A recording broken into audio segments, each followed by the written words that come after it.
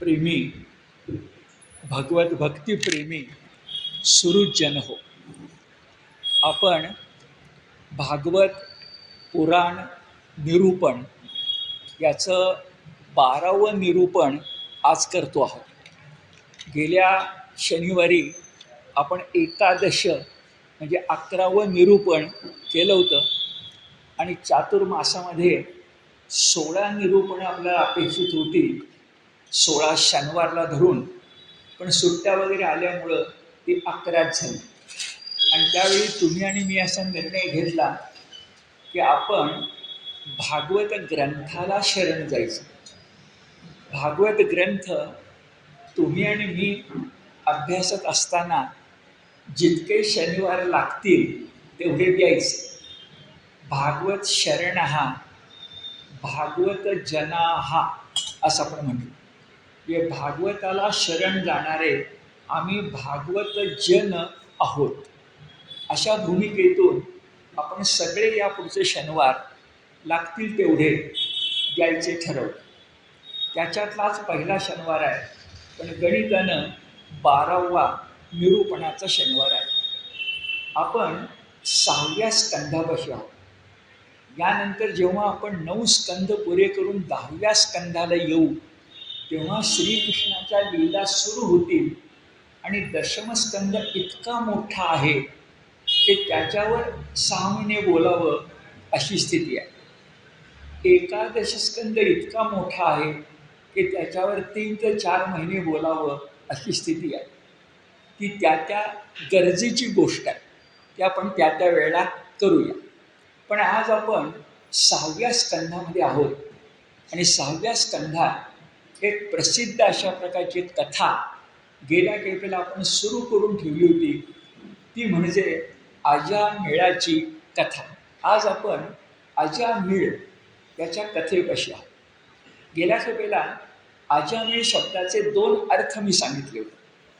अजामिळ या शब्दाची फोड कशी करायची, तर अजा आणि मिळ असे 2 शब्द घेतले तर अजा हा स्त्रीलिंगी शब्द आहे, अज हा पुल्लिंगी शब्द आहे. अजा हा स्त्रीलिंगी शब्द आहे. त्याचा एक अर्थ संस्कृतमध्ये मेंढी असा सुद्धा आहे, तो सोडून द्या. आपल्याला पारमार्थिक अर्थ अजा म्हणजे माया, प्रकृती. अजा ती जन्मास कधी आली हे माहिती नाही आहे. पुरुष आणि प्रकृतींचं नातं किंवा स्थिती अशी आहे की ते अनादि अनंत आहे.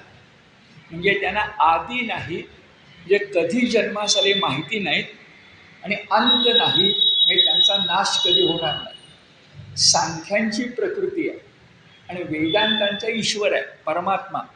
पण दोघंही पुरुष आणि प्रकृती अनादि अनंत आहे. त्या प्रकृतीचंच तुम्हाला मला जाणवणारं रूप म्हणजे माया. ज्या मायेला आपण आदी माया म्हणतो, मूळ माया म्हणतो, सगुण माया म्हणतो. उदाहरणार्थ एकनाथांची भारुडं घेतली तर त्या भारुडामध्ये आली सगुण गुण माया डोंबारीण खेळाया, अशा प्रकारचा भारुड आहे. डोंबारीण जी दोरी बांधते, त्याच्यावर लहान मूल चालतं, ढोलकं वाजवलं जातं. किंवा डोंबारीण स्वतःसुद्धा नुसत्या काठीच्या साह्यानं, एका तोल धरण्यासाठी काठीच्या साह्यानं दोरीवरनं चालू शकते, जे आपल्याला बघून सुद्धा भीती वाटते. आपल्याला सरळ रस्त्यानं चालता येत नाही आणि ती दोरीवरनं चालते हे लक्षात आपल्या येतं. तसंच मायेच आहे. सगुण गुण माया ही असा काही खेळ करणारी आहे की तुम्ही मी चकितच होणार. अशी जी माया आहे तिला मिळ म्हणजे मिळालेला, म्हणजे त्या सगुण गुण मायेचा बळी झालेला तो अजामिळ. अजामिळ शब्दाचा पहिला अर्थ मायेला शरण गेलेला, त्यामुळं हातून काही चुका झालेल्या कोणत्या बघूया आपण, पण नंतर मात्र बदलला आणि अजामिळ शब्दाचा दुसरा भाग आला, अजा अधिक अमिळ. आधी आजा अधिक मिळ म्हणजे प्रकृतीला शरण गेलेला. आता मिळला अ लागला, अमिळ. आजा आणि अमिळ अर्थ बदलला. आजामध्ये आ आहे आणि आमिळमध्ये अ आहे. संधी नियमानं आ आणि अ मिळाल्यावर आच राहतं. आ अधिक अ मिसळलं तर आच राहतं. त्याचं ओ किंवा उ होत नाही. म्हणजे आता काय झालं, आजा अधिक अमिळ म्हणजे मायेला वश न झालेला.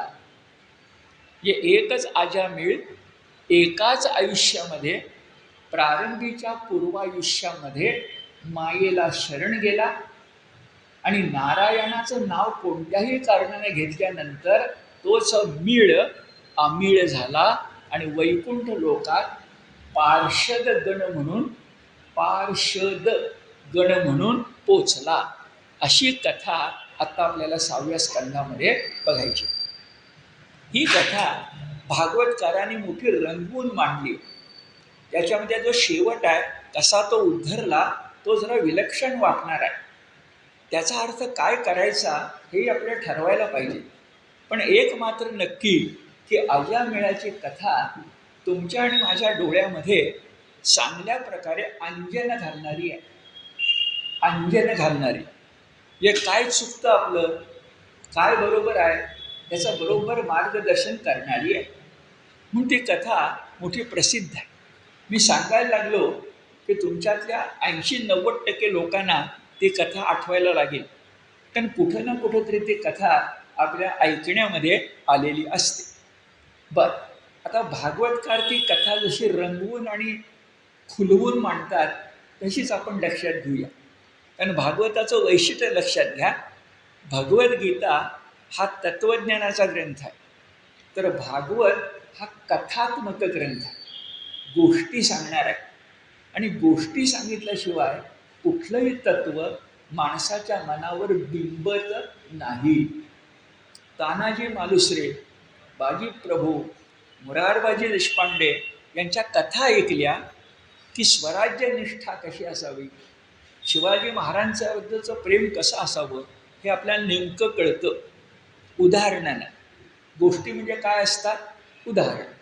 अजामेळसुद्धा गोष्ट आहे म्हणजे उदाहरण. हा अजामेळ कोण बरं, तर जन्मानं ब्राह्मण कुळात विप्र अशा प्रकारे जन्मलेला कान्यकुब्ज नावाचं एक गाव. कदाचित ते आज भूगोलात भारताच्या नकाशात कनोज म्हणून जे गाव आहे ते असू शकेल. कनोज, कान्यकुब्ज या गावी राहणारा सरळ मार्गी होता. आपल्या कुटुंबात आपली धर्मपत्नी, आपली मुलं बाळं, आपले वाडवडील यांच्याबद्दल प्रेम करणारा असा होता.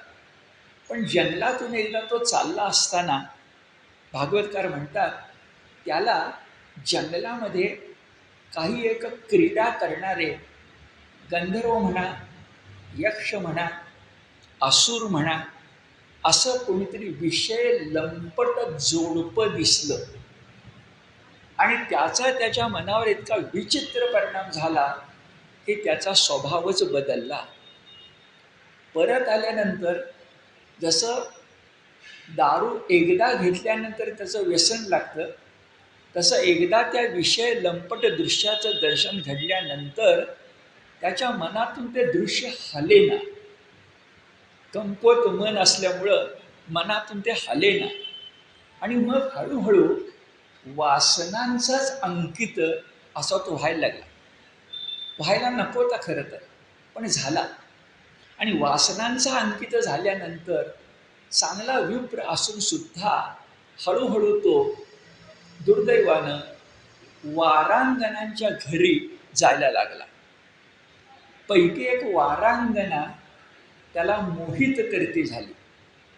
आयुष्क्रम बदलला त्याचा आणि त्याच वारांगणेवर सगळं जीवन आपलं, जीव आपला अर्पण करून त्यानं पुन्हा दुर्दैवानं पण आपल्या धर्मपत्नीला सोडलं, आपल्या मुलाबाळांना सोडलं, आपल्या आईवडिलांना टाकलं गावातून तो निघालाच आणि त्या वारांगणेच्याच घरी राहू लागला.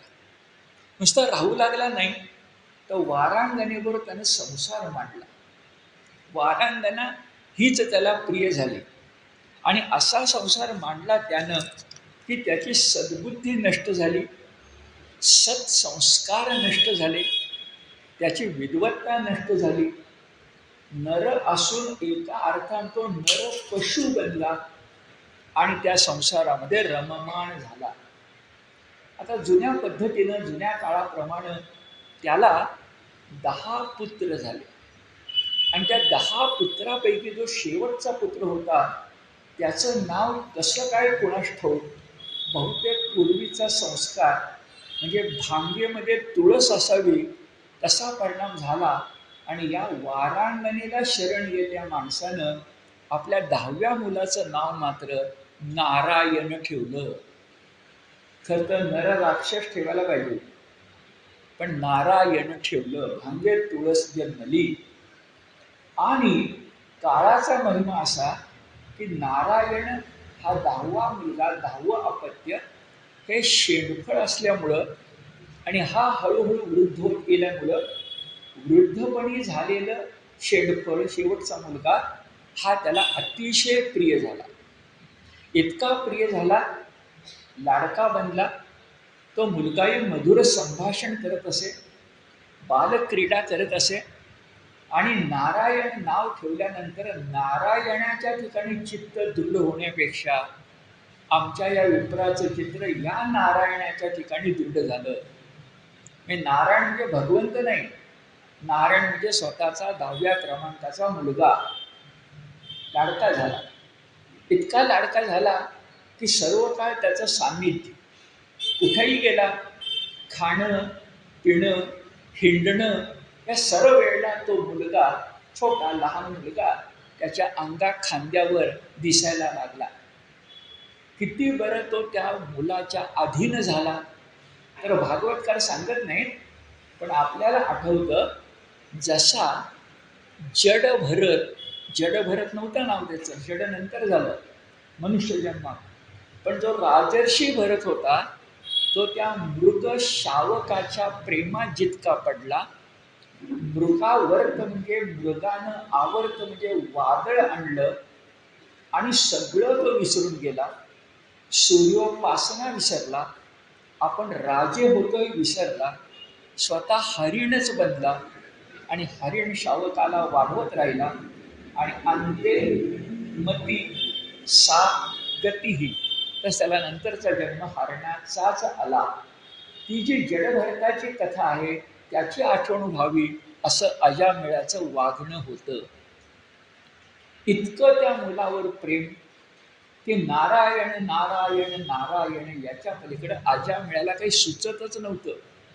आणि त्याच्यामध्ये वृद्धापकाळ झाल्यामुळं नैसर्गिकरित्या त्याचा मरणाचा क्षण जवळ आला आणि मरणाचा क्षण जवळ आल्यानंतर यदृच्छेनं तो मृत्युमुखी पडणार होता. त्यावेळेला अखेरच्या क्षणी त्याला अत्यंत लाडक्या अशा आपल्या शेंडफळ असणाऱ्या मुलाची आठवण झाली आणि सगळी इंद्रिय एकवटून तळमळून त्या नारायणाच्या नावानं त्यानं हाक मारली, जणू काही नारायणाचा धावा केला. त्यानं ठरवून नारायण परमेश्वराला हाक मारली नव्हती, पण काय असतं, माणसाला मृत्यू समोर दिसायला लागला की तो एक क्षण असा असतो की नैसर्गिकरित्या त्याच्या सगळ्या शक्ती एकवटतात.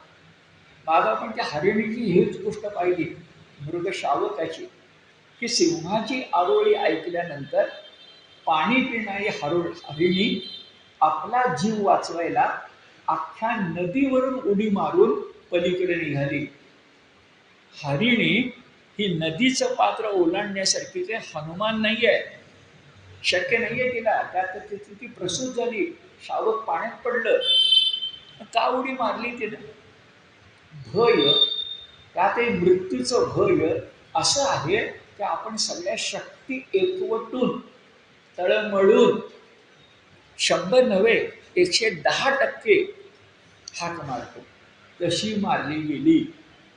त्याचा परिणाम असा झाला की ती हाक 2 ठिकाणी पोचली. एक यमलोकातही पोचली आणि विष्णू लोकातही पोचली. यमलोकात पोचल्यानंतर आणि काम म्हणूनच यमाचे दूत त्या ठिकाणी धावत आले याला आकाशात स्वर्ग नरकात नेण्यासाठी. पण त्याच वेळा ती हाक वैकुंठात पण पोचली आणि विष्णुदूत पण हजर झाला. आता गोष्ट कशी रंगवली आहे बघा. हा मृत्युमुखी पडतोय. एका बाजूला यमदूत आले, एका बाजूला विष्णुदूत आले. भागवतकार चित्र चांगलं सघन करतात, म्हणजे पेंटिंग करताना सगळ्यात छटा छान दाखवतात. त्यामुळे यमदूतांचे वर्णन छान आहे आणि विष्णुदूतांचं म्हणजे पार्षद यांचे वर्णन छान आहे. यमदूत कसे होते बरं, तर भयंकर रूप, सबंध अंगावर राठ केस, ज्यांचं मुख वक्र होतं, वेळ वाकडं मुख होतं, त्यांच्या हातामध्ये यमपाश होते आणि असे ते 5, 10, 50 काय जे असतील ते याला नेण्यासाठी, कारण असा मृत्युमुखी पडला, त्या अजा मेळ्याला नेण्यासाठी यमपाश घेऊन, मृत्यूपाश घेऊन हजर झाले. आणि त्याच क्षणी तिथं विष्णुदूत पण आले आणि विष्णुदूत यमदूतांना म्हणाले की हा जो इथं मरून पडलाय हा तुमचा वाटा नाही आहे, हा यमाचा वाटा नाही आहे, हा विष्णूचा वाटा आहे, हा आमचा आहे. त्या नारायण म्हणून हाक मारली आहे, त्याला वैकुंठात न्यायला आम्ही आलो आहोत. तर यमदूतांना प्रश्नच पडला. आजपर्यंत असं कधी घडलं नव्हतं.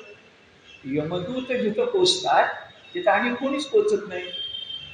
पण यमदूत पोचत असताना हा काय मोठा पुण्यात्मा लागून गेला. अजामेळ नावाचा एक माणूस, आपण चरित्र बघितलं त्याचं, की त्याच्यासाठी वैकुंठातून कुणीतरी यावं. यमदूत म्हणाले कोण तुम्ही आम्हाला अडवणारे. विष्णुदूत म्हणाले तुम्ही कोण आम्हाला अडवणारे. थोडक्यात दोघांनी एकमेकाशी भांडण सुरू केलं. त्या भांडणामध्ये यमदूतांच्या लक्षात आलं की आपलं व्यक्तिमत्व जरा हीन आहे. म्हणजे कसं, वक्रतुंड म्हणजे वाकडं तोंड या अर्थाने, तर वक्रतुंड महाकाय हे वेगळं आहे. तो वाकडं तोंड असणार, अंगावर राख केस असणार, रंगरूप भयानक, कुठं मनात खात असावं. आणि यमदूतांना विष्णुदूत मात्र कसे दिसले. आता भागवतकार अनेकदा अनेक स्कंधामध्ये या सगळ्या पार्षद गणांची वर्णनं छान करतात. या पार्षद गणांनी मागं अगस्तींना पण अडवलं होतं, अन्य ऋषींना अडवलं होतं, मग त्यांना शिक्षा पण मिळालेली आहे. पण काय असतं, विष्णू लोकाचं रखवालदार असल्यामुळं जरा त्यांचं वागणं बोलणं उंचच असतं. असं असतं ना खूप, थोरा घरचा पुढचा शब्द म्हणत नाही, त्याला सर्वही देते मान.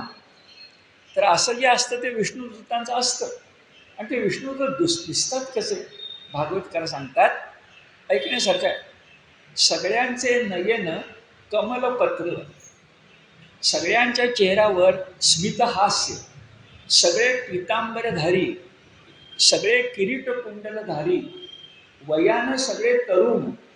आता तरुण कशावरून ठरलं बरं, तर देव अजर आणि अमर असतात. अमर कळलं, पण अजर म्हणजे अजरा, देवांना वार्धक्य चिकटत नाही, चिरतरुण. कारण हे तरुणही आहेत. बरं, पुन्हा चतुर्भुज, आणखी 4 हातामध्ये शंख चक्र गदा पद्म. ते आले की त्यांची प्रभा म्हणजे ते जे 4ही दिशांना दिसतं, हे सगळं बघितल्याबरोबर या आमच्या यमदूतांना जरा मनात खंतच वाटायला लागली. अरे आपण याला न्यायला आलोय, कोणतं सामान्य अजामेळ नावाचा आहे आणि एवढे विष्णुदूत त्याच्या कसं काय बरोबर आलेत बरं. त्यांना विष्णुदूत त्यावेळी कळलं नाही, कोणतरी वेगळे आहेत. फक्त ते विचारायला लागले तुम्ही आहात कोण. आता इथं आपण एक लक्षात घेऊया की सगळं वर्णन जर आपण केलं तर विष्णूचंच वर्णन आहे की. मग विष्णुदूत आणि विष्णू याचा फरक कसा ओळखायचा. तुम्हाला मला शंका यायला पाहिजे. समजा तुमचं माझं पुण्य फार वाढलं आणि विष्णुदूत आपल्यासमोर आले आणि आपल्याला वाटलं विष्णूच आला, आला भगवान श्रीकृष्ण आपला, असं जर आपल्याला वाटलं तर भागवतकार तुम्हाला मला जरा गुरु किल्ली सांगून ठेवतात. सगळ्यांनी लक्षात ठेवा, कारण खरंच विष्णुदूत आले आपल्या नशिबात तर काय सांगावं. तर ते विष्णुदूत आणि विष्णू ओळखायची खूण अशी फार छान आहे की विष्णुदूतांच्या छातीवर श्रीवत्स चिन्ह नसतं. आणखी मोठी गोष्ट, विष्णुदूतांच्या गळ्यामध्ये कौस्तुभ मणी नसतो. हे वेगळे आहे. कौस्तुभ मणी असला पाहिजे आणि भगवंता भक्तासाठी आहे म्हणून श्रीवत्स चिन्ह, ती त्या भृगु ऋषीने मारलेली लाथ असेल, पण श्रीवत्स चिन्ह भगवंता भक्तासाठी आहे, हे चिन्ह पाहिजे आणि गळ्यामध्ये कौस्तुभ मणी पाहिजे. आता यमदूतांना काय माहिती नाही आहे, पण भागवतकार तुमची माझी सोय म्हणून सांगून ठेवतात. थोडक्यात त्या दोन गोष्टी नव्हत्या आणि विष्णुदूत त्या ठिकाणी होते आणि ते म्हणायला लागले की यमदूतांना याला न्यायचं नाही. हे यमदूत म्हणाले, अहो तुम्हाला काय कळतं का, तुम्ही यमधर्माची आज्ञा नाकारता आहात. यमधर्म हे शब्द ऐकल्यानंतर विष्णू दूतांना जरा त्या यमधर्माच्या सेवकांना म्हणजे यमदूतांना त्यांची गंमत करायची वाटत. मग त्यांनी विचारलं, भागवतकार सांगतात की विष्णुदूत म्हणाले तुमचं नाव काय म्हणालं, यमधर्म. मग जरा आम्हाला यम म्हणजे काय आणि धर्म म्हणजे काय समजावून सांगा. जे बघा भांडण पेटले, हा तुझा का माझा वाटा म्हणून, आणि चर्चा चालली आहे परमार्थाची. तर विचारलं यमधर्म म्हणता म्हणजे यम म्हणजे काय आणि धर्म म्हणजे काय.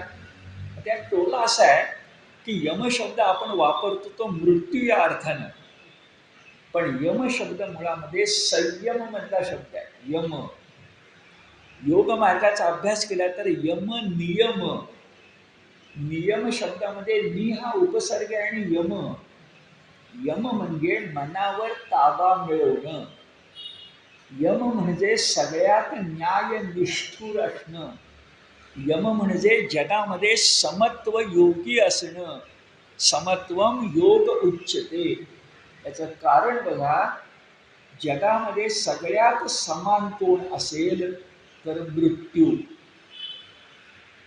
जगात बाकी सगळं विषम आहे, पण जो जो जीव जन्मास आला त्याला त्याला मृत्यू देणाराच. मग ते रामकृष्ण असू देत नाही तर आपल्यासारखे सामान्य माणसं असू देत, यम मृत्यू इतका न्यायनिष्ठुर आहे की तो कुणालाही क्षमा करत नाही. कधीपासून, पृथ्वी जन्मास आल्यापासून आणि कधीपर्यंत पृथ्वी नष्ट होणार आहे, म्हणजे अजून काही लाखो वर्ष यमधर्म तसाच राहणार आहे. पुढे ते म्हणाले, आता भागवतकार गोष्टीवर आपलं तत्वज्ञान सांगतात, असे आम्ही यम आहोत म्हणजे संयमन. आणि धर्म म्हणजे काय, यमाला धर्म का म्हणतात, यमधर्म का म्हणतात. नुसतं यम म्हटलं यमराज रेड्यावर बसणारा, पण यमधर्म का म्हणतात. धर्म म्हणायचं कारण त्यांनी सांगितलं, आम्ही धर्मपाल आहोत. माणसाने धर्म पाळलाच पाहिजे आणि जे अधर्म करतील त्यांचं चित्रगुप्तानं लेखन करणं आणि त्यांना नरकात पाठवणं हे आमचं काम आहे. तेव्हा विष्णुदूताने विचारलं, पण धर्म म्हणजे काय. आता तुमच्या माझ्यासाठी आहे. धर्म म्हणजे काय, त्यांनी सांगितलं वेद संमत गोष्टी करणं म्हणजे धर्म. वेद संमत गोष्टी करणं म्हणजे धर्म. सदाचार म्हणजे धर्म आणि याच्या उलट वागणं म्हणजे अधर्म. भागवतकार अजामिळाची गोष्ट सांगताना किती आपले कान टोचतायत बघा. आपला तत्वज्ञान सांगतायत किती सोप्या भाषेत. धर्म म्हणजे काय, वेद संमत काम करणं. वेद ही श्रुती माऊली आहे, ती सांगते ते काम करायचं वेदांचं. आणि काय, सदाचार, सत आचार, कुणाचा विरोध असणार आहे. तेव्हा विष्णुदूत आणि तेव्हा ते म्हणाले, हा सदाचार म्हणजे धर्म आहे, हे वेद संमत काम म्हणजे धर्म आहे आणि याच्या विरुद्ध जे वागतात ते अधर्मी आहेत, त्यांना शिक्षा करण्याचं काम मृत्यूनंतर पण मृत्यूच्या आधी शिक्षा करण्याची किंचित बद्दल ते लिहून ठेवणं चित्रगुप्तानं, हे करायला आम्ही दिक्पाल नेमलेले आहेत, आम्ही लोकपाल नेमलेले आहेत. आणि आपल्या संस्कृतीत मुद्दाम सांगितलंय ती गोष्ट आठवा. गुरु शिष्याला म्हणाला की अमकी तमकी गोष्ट अशा एकांतात जाऊन कर की कोणी बघणार नाही. शिष्य गेला आणि खरंच कोणी बघत नाही, कडे काम करून आला. दुसरा शिष्य मात्र तेच काम न करता आला. गुरुने विचारलं की पहिल्याला काम जमलं, तुला का जमलं नाही? तो म्हणाला, तुम्ही सांगितलं कोणी न बघता काम कर. तिथं कोणीच नव्हतं, पण माझा अंतरात्मा होता ना, तो माझ्याकडे बघत होता ना. मग तो जर बघत असेल तर तुम्ही सांगितलेलं काम मी कसं काय करणार? म्हणून तो परत आला. आता असं जे आहे अंतरात्मा साक्षी, तसे आणि कोणकोणते पाल नेमलेत बरं? आपल्या माहितीसाठी भागवतकार सांगतात की ते छान आहे बघा. चंद्र सूर्य आपल्याकडे बघत असतात, आणि कोण बघतं? अग्नी आणि आकाश आपल्याकडे बघत असतात, आणि जल या नदी आणि दिशा आपल्याकडे बघत असतात. आणि त्याही पुढे छान सांगितलंय, काळ नावाची एक संकल्पना, का काळ नावाची एक गोष्ट, वर्तमान भूत भविष्य, हा जो काल पुरुष आहे तोही तुमच्याकडे बघत असतो. आता काल पुरुष का बघतो बरं? तर मागल्या पूर्वीच्या जन्मात तुम्ही कुठली कृत्य केली, ज्याला तुम्ही संचित म्हणता, प्रारब्ध म्हणता. संचित भोगत नाही, प्रारब्ध भोगत असतो. बँकेतून पैसे काढले, प्रारब्ध, आणि क्रियमानात खर्च केले, ते प्रारब्ध काय आहे, संचित काय आहे, हे लिहून ठेवायला पाहिजे ना. आणि तुम्ही आता जे क्रियमान करता ते बँकेमध्ये शिल्लक पडणार आहे. कारण भविष्य काळात काय हेही लिहायला पाहिजे, आणि भूतकाळात काय हेही लिहायला पाहिजे.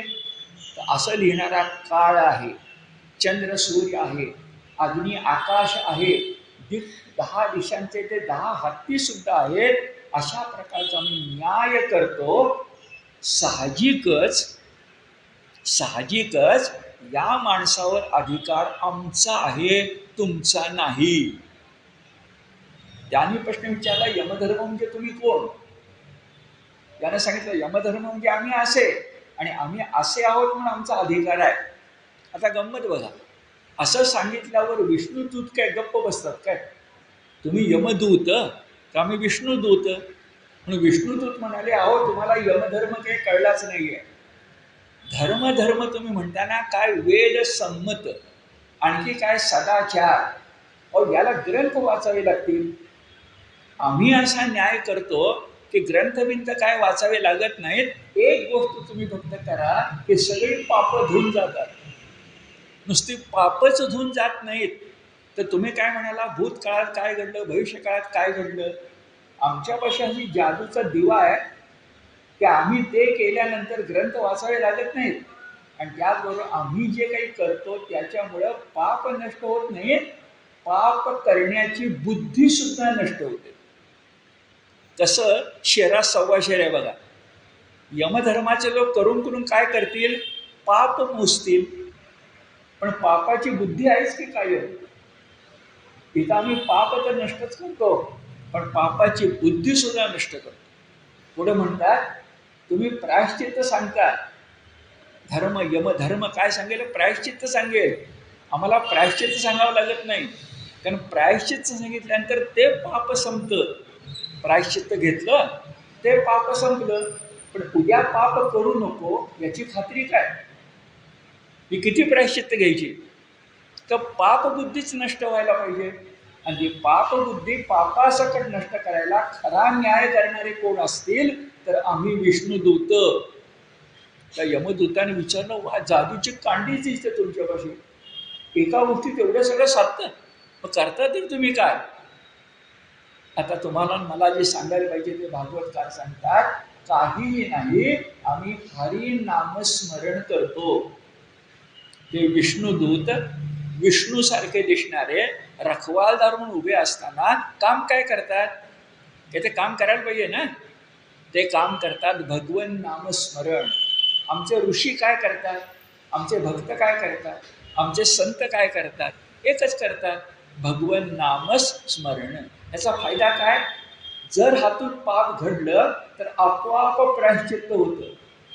तीर्थयात्रा करायला नको, दान धर्म करायला नको, यज्ञ याग करायला नको, काहीच नको. रामकृष्ण हरी रामकृष्ण हरी म्हटलं की बस पाप नष्ट, हे प्रायश्चित्त. आणि त्याच्या पुढे जाऊन नव्यानं पाप होण्याची शक्यताच नाही. आपले संत त्यांना ठरवून जरी दिलं की पाप करा म्हणून, करू शकतील का?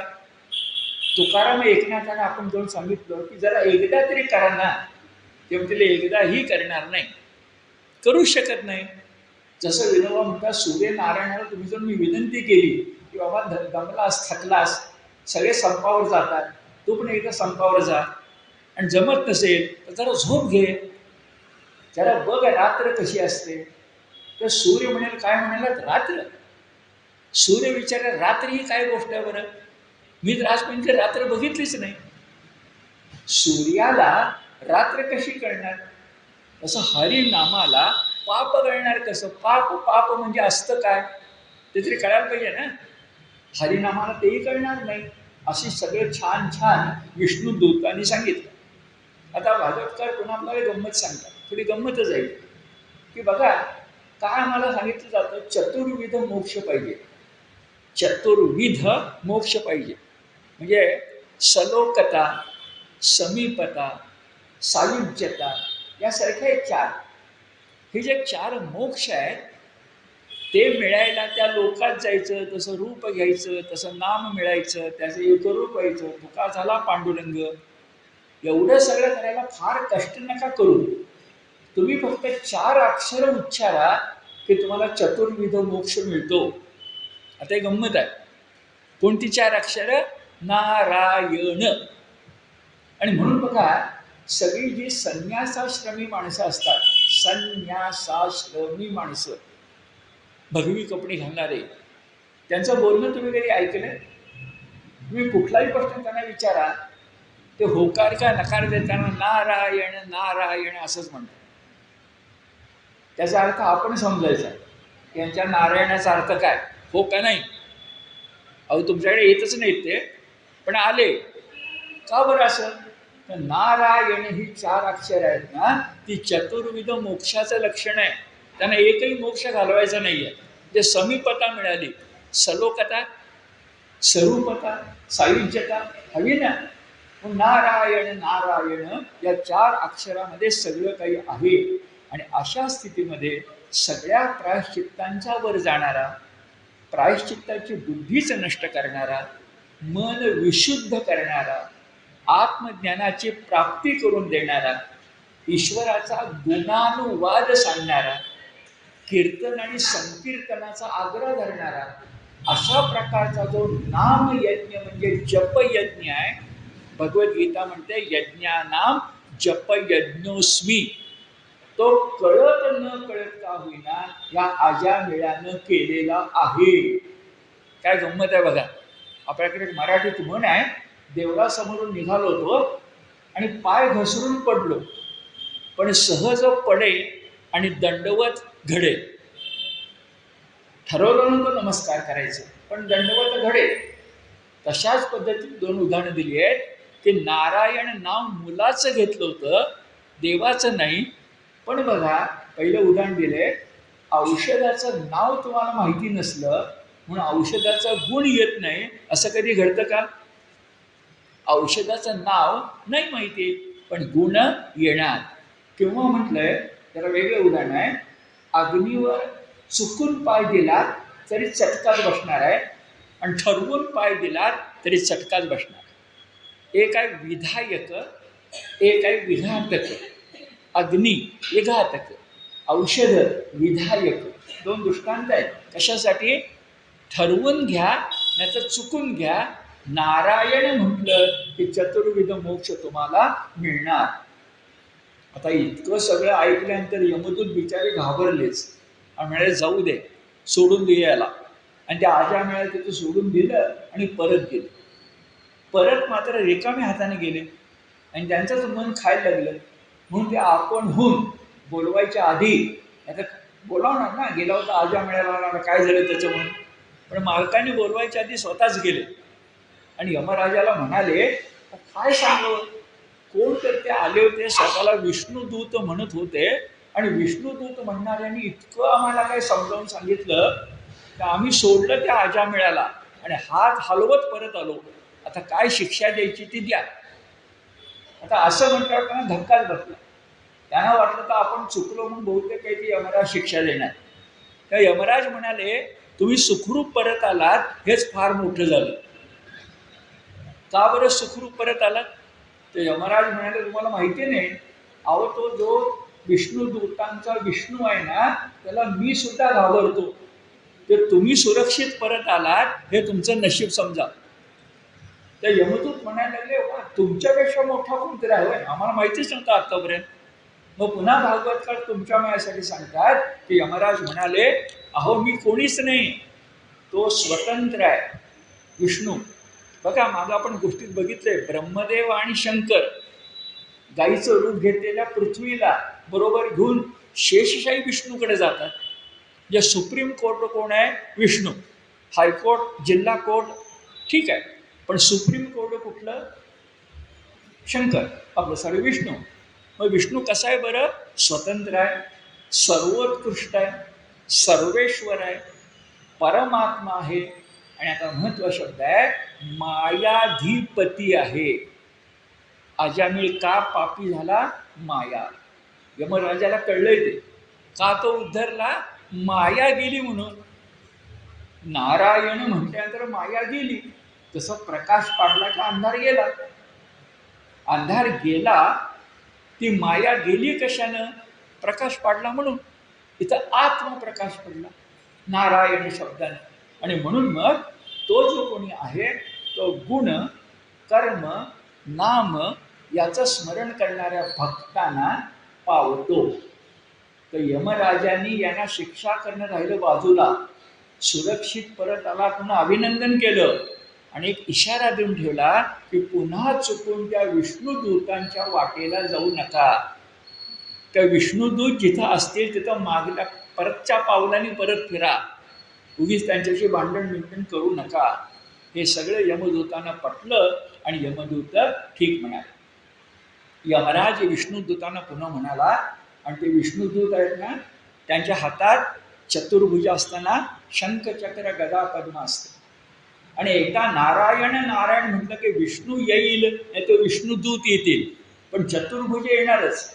आणि ते चतुर्भुज त्याचं रक्षण करत असल्यामुळं चारी दिशांनी यमराजांना त्या ठिकाणी प्रवेश नाही. पुन्हा यमराज त्याच्या मुखामध्ये भागवतकार तुम्हाला मला एक उपदेश करतात. ते सांगतात की ते भगवन नाम आहे ना, नारायण नारायण म्हणाला ना, तो सगळ्या मानवी जीवनातला का देवांच्या अमृताबरोबर सुद्धा स्पर्धा करणारा एक रस आहे. पृथ्वी तलावर षडरस असतात, 6 चवी. स्वर्गामध्ये अमृत असतं, त्याची चव गोडच आहे. अमृत मंथनातून ते मिळाले, समुद्र मंथनातून. पण या सगळ्यांच्या पलीकडे एक आहे, त्याला उपनिषद रसो वै सहा असं म्हणतात. रसो वै सहा. सहा म्हणजे तो परमात्मा सगळ्यात जास्त रसमय आहे. आणि एकच उदाहरण पुरे, मीराबाईला तो कृष्ण भेटला किंवा तिला जीवनातलं आणि काहीही नको वाटलं. भगवंत जर भक्ताला खरंच भेटला तर भक्ताला भगवंत हाच सर्वोच्च रस वाटतो. आता रसच का म्हटलं, तत्व का म्हटलं नाही? तर लक्षात घ्या, आपण भागवतकारांसमोर बसलेले जे भक्त आहोत ना, ती माणसं आहेत आणि माणसांना तत्वज्ञानापेक्षा रस आवडतो. भाषणापेक्षा कीर्तनाला माणसं गर्दी करतात. का बरं? तर भाषणामध्ये फक्तच गद्य चालतं, कीर्तनामध्ये थोडं पद्य असतं. चांगला कीर्तनकार असा उत्तम गातो, अभिनय पण करतो, नृत्यसुद्धा करतो. रस वाढत चालला, सरस व्हायला लागला. आणि आमचं भाषण कसलं नीरस, ते कसले इक्षुदंड म्हणजे ऊस, आम्ही कसले एरंड. दिसायला सगळे ऊसासारखेच, फक्त रस तेवढा नाही, एरंड. आणि त्याचं पण गुऱ्हाळ चिमी जोशींनी मांडलं होतं. एक मोठे लेखक चिमी जोशी बडोद्याला होते, विनोदाचे बादशाह. एरंडाचं गुऱ्हाळ गंमत आहे ना, एरंडाचं गुऱ्हाळ कसं काय होईल, पण एरंडाचं गुऱ्हाळ असं विनोद होता त्यावेळी. मुद्दा इतकाच की रसोवई सहा म्हणताना आपल्या ऋषींना पक्क कळलंय बघा की माणसं रसाच्या मागे धावतात, माणसं चवीच्या मागे धावतात, माणसं भावनेच्या मागे धावतात. त्यांना वासना नको, पण भावना नाही नाकारायची. रसो वै सहा अशा प्रकारचा तो आहे असं सांगितलं. आता अजामेळ्याची गोष्ट पुरी करूया आणि आपण त्यातून काय शिकायचं ते बघूया. आता अजामेळ्याचं इतकं सगळं झालं, विष्णुदूत त्याला न्यायला आले, पण विष्णुदूतांच्या बरोबर तो गेला नाही. विष्णुदूत त्याला वैकुंठामध्ये नेणार होते, पण नाही गेला. न जाता झोपेतून जागा झाल्यासारखा तो जागा झाला. विष्णुदूत नाही नेलं त्याला, नारायण नारायण म्हटलं पण नाही नेलं. झोपेतून जागा झाल्यासारखा जागा झाला. आणि घडला प्रसंग जीवात्मा म्हणून त्याला आठवायला लागला. घडला प्रसंग, यमदूत आले होते, विष्णुदूत आले होते, भांडण झालं, नारायण नारायण ते आठवायला लागलं. तो पश्चात्ताप दग्ध झाला. त्यानं मनाशी ठरवलं आता पुन्हा चुकून त्या वारांगणेच्या वाटेला जायचं नाही. त्यानं गावच सोडलं. तो नदी काठी, गंगा यमुनांच्या काठी गेला. हरिद्वाराचा उल्लेख या ठिकाणी. आणि हरिद्वाराला जाऊन त्यानं तपश्चर्या सुरू केली, योग मार्गाचा अभ्यास सुरू केला. आणि योग मार्गाच्या आधारे शरीर थकल्यानंतर या मध्यावर, भूमध्यावर सगळी शक्ती एकवटून योग मार्गानं आपले प्राण मस्तकी नेऊन, योग मार्गाच्या आपण पिंड ब्रह्मांड एकरूपता करतात त्या पद्धतीनं त्यानं प्राण टाकले. म्हणजे जीव शिवामध्ये तन्मय झाला. तद्रूप नाही, तद्रूप कोणी होतो, तन्मय झाला, समरस झाला. शक्ती शिवात मिसळली, प्रकृती पुरुषोत्तमात मिसळली. ते छान वर्णन केलं. आणि का केलं तुम्हाला थोड्या वेळा लक्षात येणार. आता असं सगळं वर्णन केल्यानंतर त्याला वैकुंठात जागा मिळणार होती, पण हे सगळं केल्यानंतर आणि केल्यानंतर आता त्याचं रूप विष्णू पार्षदासारखं म्हणजे मगासारखं झालं. कौस्तुभ मणी नाही आणि श्रीवत्स नाही. आणि तो एक काळचा पाप्यातला पापी अजामिळ आता स्वर्ग लोकात न जाता वैकुंठ लोकात गेला आणि पार्षद गणापैकी एक जण होऊन राहिला. ही गोष्ट किती महत्वाची आहे. तो शुकाचार्य परीक्षितेला म्हणतात ही गोष्ट वरवर नाही ऐकायची, ही गोष्ट मला कोणी सांगितली. शुकाचार्य म्हणजे धगधगीत वैराग्य. ते शुकाचार्य परीक्षितेला म्हणतात अरे ही कथा अजामिळाची मलय पर्वतावर एकाग्र चित्तानं तपश्चर्या करणाऱ्या अगस्त्य ऋषींनी मला सांगितली. काय उंची मिळाली बघा. ऋषी अगस्त्य, पर्वत मलय आणि एकाग्र चित्तानं ही गोष्ट मला त्यांनी सांगितली. तीच गोष्ट हे परीक्षित राजा मी तुला सांगितली. आता गोष्ट संपली. गोष्ट संपल्यानंतर आपण शांतपणे विचार करूया त्या गोष्टीतून शिकायचं काय. या गोष्टीतून शिकायचं काय म्हणजे वर्गात विचारावं तसं विचारतोय. या गोष्टीतून शिकायचं काय, तर या गोष्टीतून शिकायचं की मृत्यूच्या वेळेला तळमळून जरी नारायण हाक मारली तर आपण सगळे अजामिळा इतके भाग्यवान नाही. तर सोपं होतं.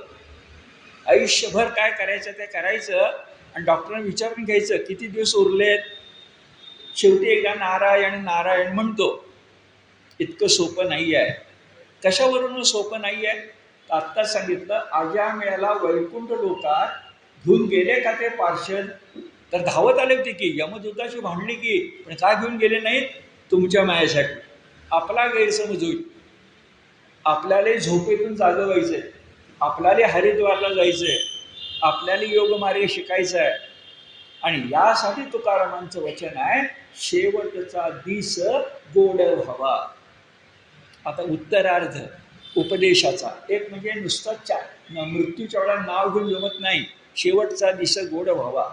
आता शेवटचा दिस गोड कसा होणार? तर भागवतकार आपल्याला सांगतायत, अजामिळ भाग्यवान होता, त्याचं काय व्हायचं ते झालं, आपण थोडे भाग्यवान नाही आहे. मग तुम्हाला मला रोज ध्यानधारणा करावी लागेल, म्हणजे इंग्रजी शब्द वापरायचा म्हणजे प्रॅक्टिस करावी लागेल. प्रॅक्टिस केली नाही तर अखेरच्या अंतिम लढाईमध्ये यश मिळण्याची शक्यता नाही. तो चहाचा पेला ओठापर्यंत येईल, पण ओठातून आत जाईल याची खात्री नाही. अगदी भीमसेन जोशी जरी झाले तरी रोज रियाज करत होते. हे ध्यानामध्ये घेतलं तर शेवटचा दिस गोड व्हावा असं पाहिजे असेल तर आयुष्यभर जर देवाचं नाव घेतलं तर मरणाच्या क्षणी तोंडात देवाचं नाव येण्याची शक्यता आहे. जुन्या काळामधले एक मोठा माणूस, त्याचं नाव सांगतो तुम्हाला त्यांचं, थोरले माधवराव पेशवे. थेऊरला त्यांनी प्राण सोडले. गणपतीचे भक्त. अवस्था अत्यंत बिकट होती. तुम्हाला माहिती असेल की महामात्रा म्हणून आपल्याकडे एक औषध असतं. थेऊरमधल्या त्या बघा, थेऊरला गेल्यानंतर गणपतीच्या मागे ती ओरी आहे आणि फोटो आहे त्या ठिकाणी थोरल्या माधवराव पेशव्यांचा. थोरले माधवराव पेशवे पेशवून मोठे होतेच, माझे गणपती भक्त म्हणून मोठे होते. तेव्हा जेव्हा त्याने विचारलं की तुमच्या एकाच इंद्रियाची शक्ती मी शिल्लक ठेवू शकतो या महामात्रेनं, कोणती ठेवू? श्वासोच्छ्वासाची ठेवू, स्पंदन ठेवू? ते म्हणाले नको, फक्त जीव माझी लुळी पडायला नको. अखेरच्या क्षणापर्यंत मी ओम गम गणपतये नमः म्हणेन, असं थोरल्या माधवराव पेशव्यांनी मागून घेतलं. आणि त्यांचा मृत्यू किंवा सवाई माधवरावांचा मृत्यू म्हणजे पेशवाई नव्हे तर मराठी हिंदवी स्वराज्यावर पानपतपेक्षाही मोठा हल्ला आहे. माझ्या वाक्यावर विचार करा. पानपताचा हल्ला जितका दुःखदायक आहे तितका थोरल्या माधवराव पेशव्यांचा मृत्यू आहे आणि पुढे सवाई माधवराव पेशव्यांचा पण आहे. कारण भिन्न भिन्न आहेत. इंग्रज फार लवकर आपल्या जवळ आले. 100 वर्ष लांब राहिली असते आणखी ही दोन माणसं जरा आयुष्य लाभलं असतं तर. पण झालं ते झालं. आपण शिकायचं ओम गम गणपती नमःची प्रॅक्टिस केल्याशिवाय, म्हणजे मी गणपती भक्त आहे म्हणून सांगतो, देवाचं नाव तोंडामध्ये येण्याची शक्यता नाही. याला मी तुम्हाला आणखीन एक सांगतो, मला जे जाणवतं ते. इंग्रजीतलं वाक्य तुम्हाला माहिती असेल, habit is the second nature. माझ्या मत विचार येतो, नेचर म्हणजे स्वभाव. एखादा रागीट असतो, एखादा नसतो, स्वभाव. पण मी गमतीने त्या स्वभावाला अध्यात्म म्हणतो. कारण गीतेत काय सांगितलंय? स्वभावोध्यात्म उच्चते. हा स्वभाव कुणाचा? परमात्म्याचा. आणि परमात्म्याचा स्वभाव म्हणजे अध्यात्म. आपण कोण आहोत? परमात्म्याचे अंश आहोत. आम्हाला पण एक स्वभाव दिलाय ना. तो जो स्वभाव आहे दॅट इज अवर नेचर.